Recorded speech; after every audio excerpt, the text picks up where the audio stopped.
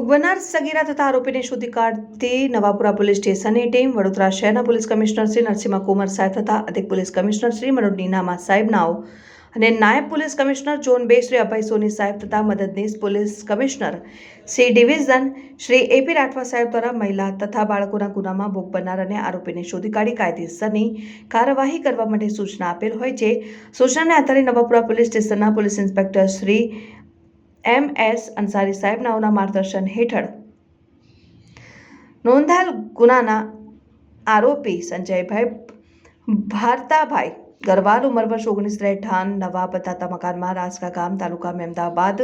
જિલ્લા ખેડા મૂળ રહેઠાણ મોટી ખરજ ગામ તળાવવાડું ફળિયું તાલુકા જિલ્લા દાહોદ નાઓ ભોગ બનનાર સગીરાને લગ્ન કરવાની લાલચ આપી પટાવી ફોસલાવી કાયદેસરના વાલીપણામાંથી બગાડી લઈ ગયેલ હોવાની ફરિયાદ નવાપુરા પોલીસ સ્ટેશનમાં દાખલ થતા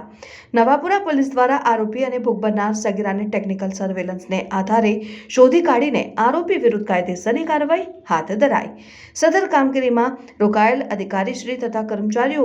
police inspector Shri MS Ansari, police sub inspector Shri BA Nakrani, head constable Devendrabhai Damsinhbhai તથા head constable Kamlesh Kumar Abhabhai, head constable Prakashbhai Samudabhai, head constable Govind Kumar Popatbhai અને લોકરક્ષક સુનિલભાઈ કમજીભાઈ।